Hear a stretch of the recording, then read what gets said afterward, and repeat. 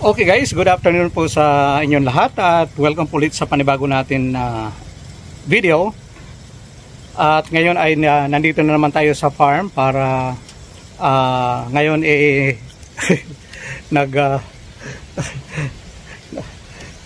ito may dami naming karga kasi ngayon kinakuha na namin yung kulungan. Oh, hello. Yung kulungan, ayun ho. Yan ang mga cage. Yan ang cage ng para sa 240 heads sa RTL natin. Kaya? Sigurado? Wow, grabe sipag nito At guys, paki-support lang po ng ating channel at huwag kalimutan po mag-subscribe at i-click na rin ang notification bell para updated kayo lagi sa mga video na ina-upload ko. Okay? At ito nga guys, nandito tayo ngayon sa farm at magdidiskarga tayo sa mga karga natin. Ito nga, dadalhin namin dun sa taas doon. Ito yung daan papunta ron, mga magmula rito papunta ron siguro mga 5 minutes o wala naman siguro. Ngayon nga dahil medyo maulan kaya medyo madulas, so dahan-dahan lang tayo papunta ron.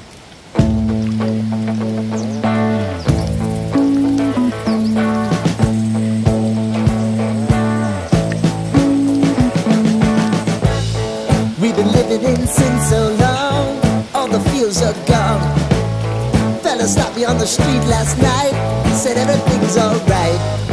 Roller coaster, make it through the day upright. It seems your meal ticket is gone, but life goes on. I could never imagine something better. Yeah, right. Now you're cooking on high heat. Malagyan ng ano yan, gripuhan. Kalimutan ko bumili ng parang kamukha ni Rocco. Naku, umuulan. Agoy! Dali mo dun Lakas ng tubig guys Ayan Grabe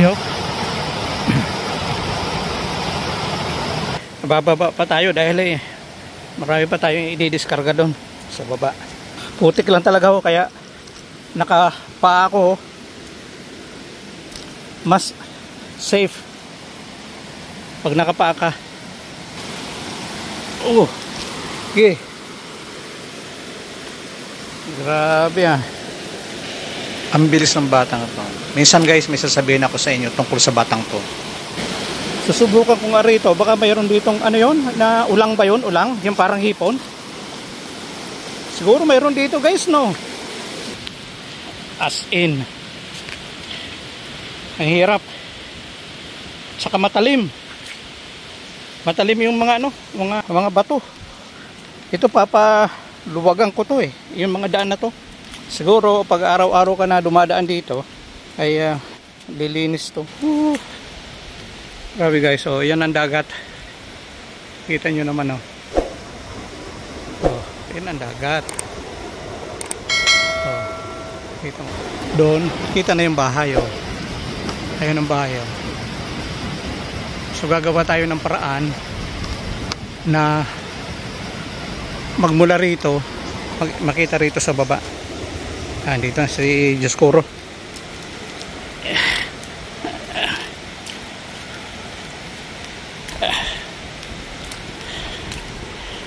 Hindi ata pumasok siya, no? Hindi. Saan umuwi yun? Sa baba, no? Matalim talaga. Grabe guys, antalim. Ako'y nanginginib na sa yun tingnan mo. Huwag naman sana kasi ano kasi to clay. Putik guys. Kaya madulas. So ang gagawin, dito tayo dadaan. Huwag tayo dyan sa may para iwas slide. Dito ka sa halaman. Ito, buti na lang dumating ang kawayan para doon sa kusina. Wala pa yung pa lang kulungan. Baka within this week. Anong pangalan mo, sir? Loloy. Loloy. Ayan si Loloy. Shout out Loloy. So, mga ilang to? 50. 5. Burubit 5 yan. Ah, okay. So, ilan yung na-order? 100. Nandun pa yung ano, yung binta. Nandun pa yung ano? Ah, 25 yan? Oo. Hawakan natin. Hawakan mo. Sige. Bigat. Oh. Dito ka sa gitna niya. Saan? Dito? Oh, sige. Sandali lang ha. Sandali lang. Hawakan mo muna at ano ko mo. Oh, sige. Okay.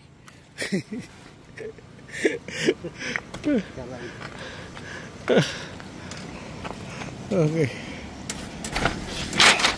Ayun. Okay na? Oo, balikan mo pa yun. Ayan, si Loloy. Siya nag-deliver ng mga kawayan. Baka dadagdagan ko pa yan. Kasi ano ko, magbabakod ako. Yan sa bahay. Anong haba niyan? 12. O, tama. Tapos pag, ano ba ang taas ng bakod? Mga, kung size, medyo mataas na, no? Okay lang yung size. Okay lang? Oo, para hatiin lang yung ano, 12. Oo. Kasi kung pagtatlohin, mababa na, no? Oo, mababa na ganyan. Ah, okay. So size okay lang, ano? Oo. Oo, baka ano pa ako. Paunti-unti. O, sige ha. Ingat. Salamat. Nakakapagod guys. Talagang grabe.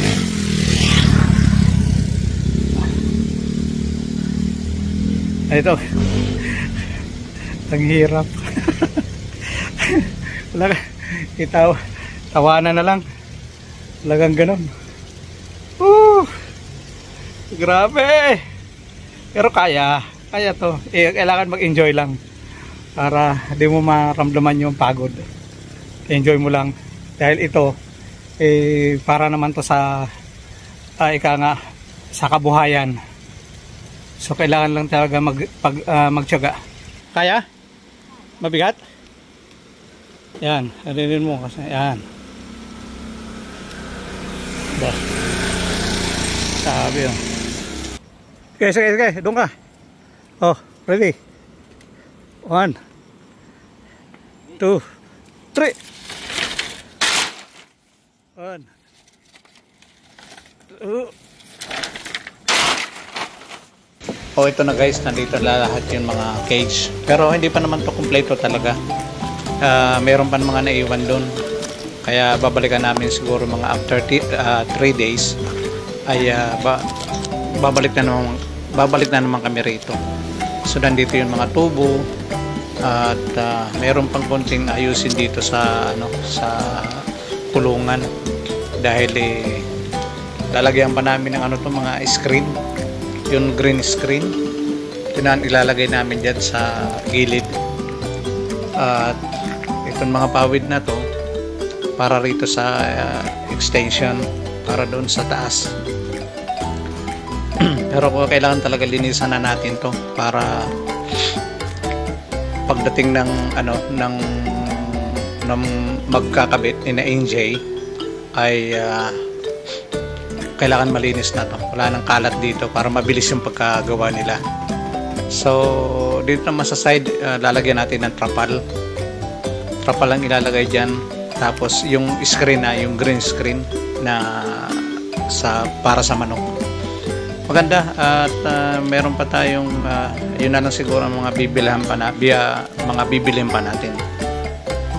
Ito nga magkano to, hindi ko alam, nakalimutan kung magkano ang presyo ng nipa itong pinagbubunga namin. Dito namin ilalagay yan, gagawin ko na extension para meron din na pantaw o terrace o balcony nakaharap dito sa kulungan para at least makikita mo talaga yung mga manok. At itong tubig naman sobrang lakas. Aabot nga sa bubong, wala pang motor yan, kaya nakatipid tayo dahil nga di na tayo saka medyo may kalayuan ng konti, siguro mahigit siguro 150 meters kung papakabitan natin ng kuryente magmula doon sa baba papunta rito sa taas. Medyo grabe, medyo malayo na, gagastos tayo siguro ng malaki nito. Malaki-laki na rin ang bitawan ko rito, pero nandito na to eh. Wala nang urungan to. Ito nga lang na mga mga coco lumber eh, magkano na yan. Saka itong bahay kubo, medyo magastos na, medyo madugo na rin ika nga pagka Tapos dito sa may harap, ito gagawin naming garden para makapagtanim-tanim dito. At doon naman sa baba ay maglalagay kami ng cottage banda dyan, kasi malakas ang tubig eh, yung galing doon sa taas.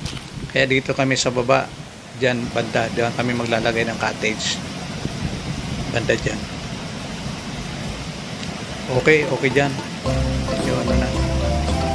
So kunting na lang talaga. Tapos liliwanagan namin yun. Medyo ayan nakikita nyo yung dulo na yun. Yun ang daan. So tatanggalin namin yun para kitang-kita yung bahay pag nandun ka sa baba. Kaya kunting na lang. So nandito na si Ray Ray. Malaki na ang pili. Ito yun tinanim ko. 2 piraso. Kailangan ipaghiwalay ito.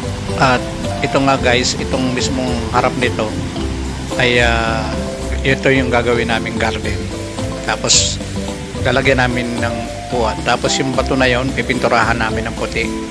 Tapos lalagyan namin ng pangalan RTL para pag nandun sa baba kitang kita yan. Yan ang gusto ko talaga mangyari, na magmula doon sa baba ay makikita talaga itong yung lugar. Ang ganda ng rito. Ang ganda ng lugar talaga. Grabe. Wala kang masabi. Saka malamig. At dito naman tayo sa kusina. Itong kusina na to, aayusin ko. Lalagyan ko rin ng sahig to. Ngayon, pinapatapos ko muna itong ginagawa nila rito sa labas. Silang gumagawa. At saka yung dulo naman, yan sa dulo na yan, yan ang CR. So tinatakpan muna natin ng plywood. At saka nag-order din kami ng kawayan, kaya dapat tapos na sana to kahapon. Kaso kinapos tayo ng kawayan, kaya ayun, inano natin, bumili agad tayo at kinabit nila ngayon.